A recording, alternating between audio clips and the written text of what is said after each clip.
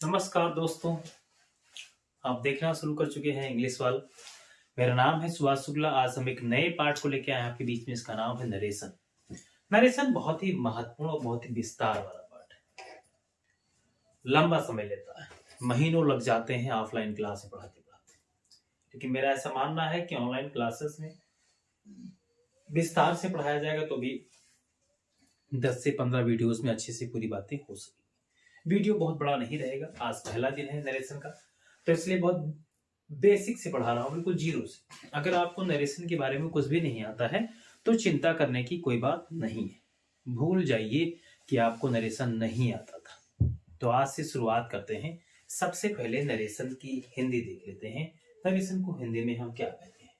Narration की हिंदी होती है कथन, या होती है बात। इसको हम एक अन्य नाम से और भी जानते हैं, मैंने यहाँ पे नहीं लिखा है। उसका नाम होता है डायरेक्ट स्पीच या इनडायरेक्ट स्पीच। दो तरह के कथन होते हैं, दो तरह की बातें होती हैं। एक ऐसी बात जो सीधी सी, सीधी मीन्स जो ए और ए बी से बात करता हो उसको ऐसे कर, जैसे मैं आपसे बात कर रहा हूँ, सीधी बात। एक ऐसी बात जो आप जानते हैं, मैं आपसे तो कर रहा हूं लेकिन वो बात किसी तीसरे के बारे में हो रही हो, मतलब वो डायरेक्ट बात नहीं हो रही हो, उस बात में कुछ मिलाया गया हो, कुछ मिश्रण किया गया हो। आसानी से समझते हैं कैसे। तो मैंने कहा दो तरह की स्पीचेस होती हैं, दो तरह की। पहले इसकी हिंदी में लिखा होता है कथन, बुक में लिखा होता है, या बात कह सकते हैं आसानी से समझने के लिए। अगर आपको लगता है कि इसमें कुछ प्रॉब्लम है तो मैंने आपसे कहा, तो सबसे जरूरी है आप और गहराई में नीचे उतरें और आप देखें कि जो नरेशन होता है वो कितने तरह का होता है? दो तरह का होता है। एक होता है डायरेक्ट स्पीच, एक होता है in direct speech. So there are two speeches in English. In narration, most of that. The first is that direct speech. The second is indirect speech. अब फिर अगला सवाल आता है कि डायरेक्ट स्पीच किसे कहेंगे और इनडायरेक्ट स्पीच किसे कहेंगे। तो जो बुक्स कहती हैं पहले वो देख लेते हैं। आप पाते हैं कि सबसे पहले बात करते हैं what is direct speech. Direct speech क्या है? हिंदी होती है प्रत्यक्ष कथन और उसका होता है अप्रत्यक्ष कथन, इनडायरेक्ट का। तो प्रत्यक्ष कथन क्या होता है? जब हम शुरू करते हैं या हम नादान होते हैं, नादान का तात्पर्य यहां से इससे है कि हम जब नहीं जानते हैं उसके बारे में तो हमें लगता है कि ये कौन सी बात है यार, ये ऐसा क्या है। कुछ नहीं, बहुत ईजी। अगर आप इंग्लिश वाला के साथ जुड़े हैं तो आपको नरेशन आने वाले एक हफ्ते में कोई दिक्कत नहीं होगी। हाँ, एक दो क्लास आपको देना पड़ेगा क्योंकि इसमें बेसिक थोड़ा जरूरी होता है जानना। मैं बिल्कुल बेसिक से पढ़ाऊंगा जिससे आपको तुरंत सारी बात समझ में आ जाएगी। बस अब थोड़ा समय देना पड़ेगा, कम से कम 2 वीडियो लग जाएगा। 2 वीडियो के बाद में अच्छे से आप जानना स्टार्ट करेंगे। थोड़ा स्टार्टिंग फेज है, बहुत बेसिक से जाके पढ़ाऊंगा तो बहुत परेशान होगा। तो मैंने कहा दो तरह की स्पीच हो सकती है, एक होती है डायरेक्ट, एक होती है इनडायरेक्ट। तो हम डायरेक्ट स्पीच किसे कहें? कोई आपसे पूछे कि what is direct speech, so how can you एलिब्रेट, how can you explain, how can you explain, how can you describe the direct speech? बहुत आसान है। कैसे आसान है? क्या कहने से आसान होता है? नहीं, समझना होगा। दो लोग होते हैं, एक मैं और एक आप कहीं भी देखेंगे, दो लोग होते हैं। एक होता है बोलने वाला और एक होता है सुनने वाला। जो बोलने वाला होता है उसको कहते हैं स्पीकर और जो सुनने वाला होता है उसको कहते हैं लिसनर। हिंदी में कहें तो कहते हैं वक्ता, जो बोलता है, जो सुनता है उसको कहते हैं श्रोता। यदि कोई बात, जो बुक में लिखा है पहले बता दो, यदि कोई बात वक्ता के द्वारा कही गई बात को अगर श्रोता हूबहू ज्यों का त्यों जैसे का तैसा ही व्यक्त कर देता है तो उसको कहते हैं हम डायरेक्ट स्पीच। फिर से सुने, नहीं सुन पाए तो परेशान मत हो। मैंने आपसे कहा कि वक्ता के द्वारा कही गई बात को श्रोता, सुनने वाला, वैसा ही व्यक्त करे, हूबहू कह दे, ज्यों का त्यों ही कहे, तो ऐसी स्पीच को, तो ऐसी बात को डायरेक्ट स्पीच कहते हैं। ऐसी बात को हम प्रत्यक्ष कथन, प्रत्यक्ष बात कहते हैं। आप सोचिए कि नहीं जान पाए, तो परेशान, सुन लो एक बार, क्या दिक्कत है। जैसे मैंने आपसे कहा I said to you, I said to you, फिर मैंने कहा यू आर वेरी गुड, अब बहुत अच्छे हैं। अब इसमें मैंने कुछ मिक्सअप नहीं किया, मसाला ही नहीं डाला भाई, मिर्च मसाला नहीं पेश किया ना, सीधा सपाट। मैंने आपसे कहा आप अच्छे हैं, बस मैंने आपसे कहा वो अच्छे हैं, कुछ खास तो नहीं कहा ना। लेकिन अगर आप इनडायरेक्ट की परिभाषा को पढ़ेंगे, अगर आप ये जानने का प्रयास करें, थोड़ा सा कंपेयर करें यहाँ पे कि व्हाट इज इनडायरेक्ट, तो आसानी से शायद आप ये बात समझ पाएंगे। इनडायरेक्ट स्पीच हम उसे कहते हैं जिसमें वक्ता के द्वारा कही गई बात को श्रोता हूबहू ना कह करके, जैसा का तैसा न करके, वो कुछ उसमें बदलाव करे, वो कुछ मिर्च मसाला पेश करके बात करे, कुछ पॉलिश लगाए। पॉलिश का मतलब हुआ, मिर्च मसाला का मतलब ये हुआ सब्जी नहीं बनाना है, मतलब ये हुआ भाई कि कुछ ज्यादा बताना है, कुछ अपने तरफ से जोड़ना है। जैसे सपोज करो कोई ए ने बी से कहा आप बहुत अच्छे हैं, तो ठीक बात हुई ना, सीधी बात। लेकिन अब ए ने बी से कहा कि सी बहुत अच्छे थे, अब बी को सी मिल गए, तो बी ने सी से कहा कि ए कह रहे थे कि आप बहुत अच्छे थे, बी कह रहे थे कि आप बहुत अच्छे थे, क्योंकि ए ने जब बी से बात कही थी तो बात पास्ट हो चुकी, 10 मिनट पहले कही थी, 1 घंटे पहले कही थी, 2 दिन पहले कही थी। जो घटना घटित हो चुकी होती है वो पास्ट में हो जाती है।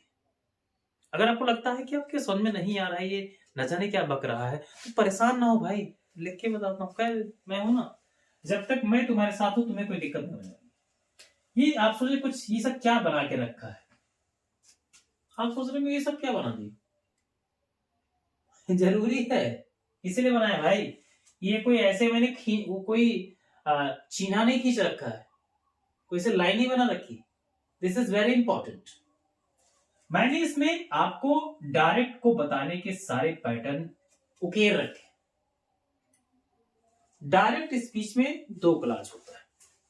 कितने क्लास होते हैं? 2 क्लास, 2 भाग होते हैं। एक भाग का नाम होता है, आप जानते हैं, आरबी। एक भाग का क्या नाम होता है? आरबी। और दूसरे भाग का नाम होता है आरएस। क्या होता है? आरएस। अगर 2 भाग, कितने भाग है? 2 भाग ऐसे, एक वाक्य है, एक फुल स्टॉप लगा हुआ, लेकिन 2 भाग, बीच में कुछ और, तो जान जाइए कि वो स्पीच डायरेक्ट स्पीच हो सकती है। अब शर्त एक और कि देखना क्या है, क्या उसमें आपका कामा और इन्वर्टेड कामा दिया हुआ है। अगर दोनों स्पीच में से अगर कोई ऐसी स्पीच है जो डबल इन्वर्टेड कामा से घिरी हुई है, जो डबल इन्वर्टेड कामा से लॉक है, या कोई ऐसी बात, कोई ऐसा आरएस, कोई ऐसा मैटर डबल इन्वर्टेड कामा के बीच में कहा गया है या लिखा है, तो ऐसी स्पीच को हम क्या कहेंगे? Direct speech. क्या कहेंगे? Direct speech. नहीं जान पाए? फिर देखिए, मैंने आपसे कहा कि एक ऐसा होगा वाक्य, फिर क्या लगा होगा? सिंगल कॉमा, फिर डबल कॉमा खुलेगा, फिर ऐसे कुछ लिखा होगा, फिर स्टॉप, क्वेश्चन मार्क, कुछ भी आ सकता है जैसा वाक्य होगा, फिर कॉमा क्लोज। जान पाए थी बात? इसको क्या कहेंगे? इस वाले को क्या कहेंगे? आरबी। फुल फॉर्म क्या होगा? Reporting verb. क्या होगा? Reporting verb. शॉर्ट में क्या कहेंगे? इसका आर लेंगे, इसका बी लेंगे, क्या हो जाएगा? आरबी। क्या हो जाएगा? आरबी। क्या हो जाएगा? आरबी। जाएंगे? ये क्या है? ये जो डबल इन्वर्टेड कॉमा के अंदर है, ये क्या है? RS. What is this? RS. कैसे जान पाए आरएस? आरएस का फुल फॉर्म क्या होगा? आरएस का फुल फॉर्म क्या होगा? आरएस का फुल फॉर्म हो जाएगा रिपोर्टेड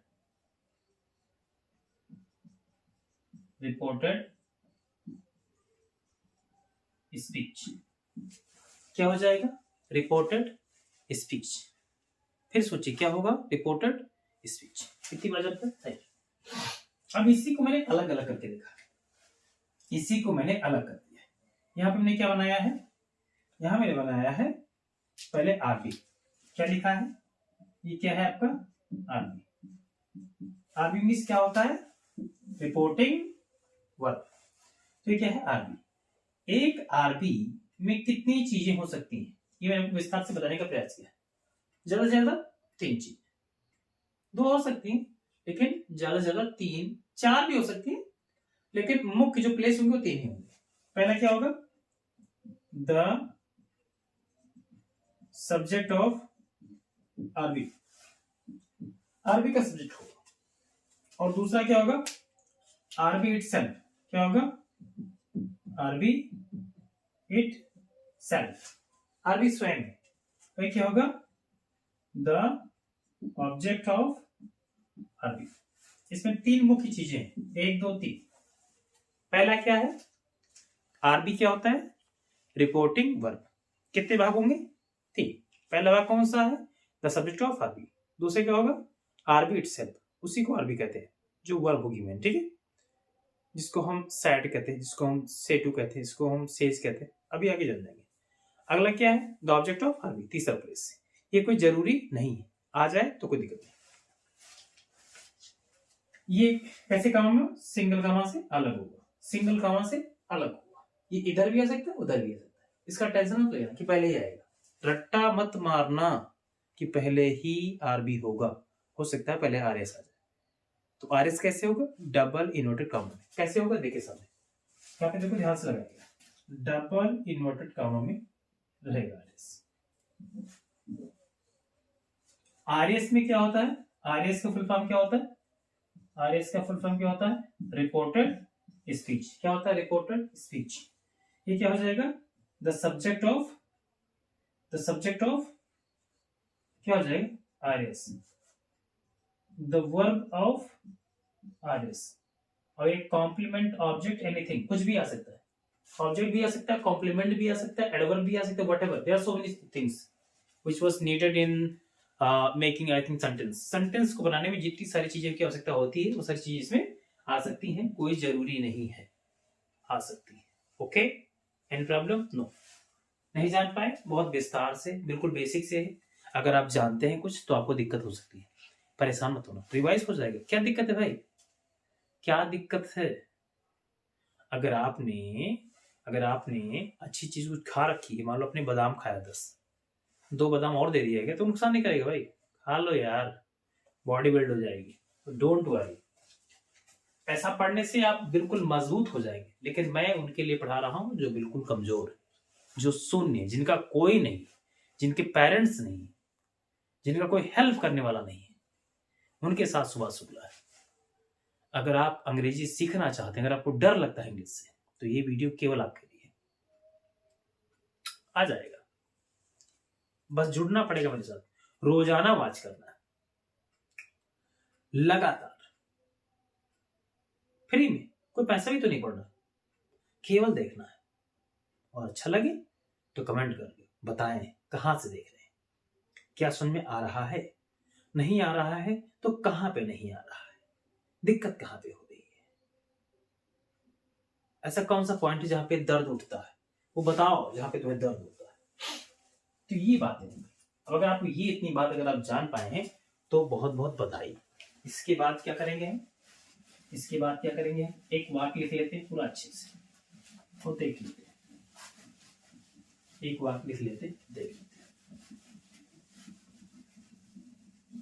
राइट? एक वाक्य लिख लेते हैं, जिससे मैंने कहा लिखा हुआ, she said to me, I like you. एक वाक्य लिख दिया। हजारों वाक्य लिखाऊंगा, हजारों की नहीं, हजारों। पहले छोटे से स्टार्ट कर रहा हूं। सी सेड टू मी, ये क्या है? एक कामा से अलग, एक कामा से अलग, इसको क्या कहेंगे? अरबी। ये डबल इन्वर्टेड कामा से लॉक, ये क्या है? आरएस। क्या है? आरएस। इसको कहेंगे रिपोर्टिंग वर्ब। ये क्या होगा? Reported speech. बार बार फुल फॉर्म नहीं बोलूंगा, इसको कहेंगे रिपोर्टिंग वर्ब, इसको कहेंगे रिपोर्टेड स्पीच। बार बार नहीं बोलूंगा, अभी बोलूंगा बार बार आरबी। ये क्या होगा? आरएस। तो आरबी क्या होगा? जो सिंगल कामा से अलग होगा। आरएस क्या होगा? जो डबल इन्वर्टेड कामा से लॉक होगा। अगर ऐसा कोई वाक्य का स्ट्रक्चर है तो कौन सा स्पीच होगा? वो कौन सा स्पीच होगा? Direct speech. कौन सा स्पीच होगा? Direct speech. अब अगर आपको ये इतनी बात समझ में आ गई तो हम इनडायरेक्ट बनाने के लिए आगे बढ़ते हैं। अगर आपको इनडायरेक्ट बनाना है तो महत्वपूर्ण चीज आज आपको देखे जा रहा हूं, याद कर लीजिएगा। तो आपको सबसे पहले जरूरी है वो है केस चार्ट। क्या जरूरी है? Case chart. केस चार्ट आपके सामने लिखा हुआ है। केस चार्ट देख लीजिए ध्यान से। ये आपके person, first person, second person, third person अच्छे से लिखा हुआ है। फर्स्ट पर्सन क्या आएगा? I, me, my, mine, we, us, our, hours.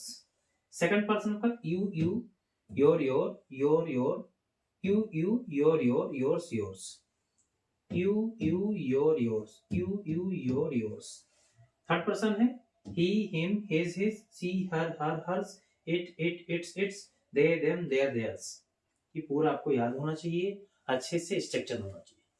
एक नियम बता के जा रहा हूं, अगर आपको इसका प्रयोग करना है तो आप जानते हैं जब किसी के यहाँ कोई पुत्र होता है, बड़ा होता है, तो घर पे दादी, मम्मी, खासकर दादी दादा का इच्छा होता है कि कम से कम आपको शादी के पश्चात एक पुत्र की प्राप्ति है। सबसे बड़ा रत्न आपने सुना होगा, पुत्र रत्न, पुत्र रत्न।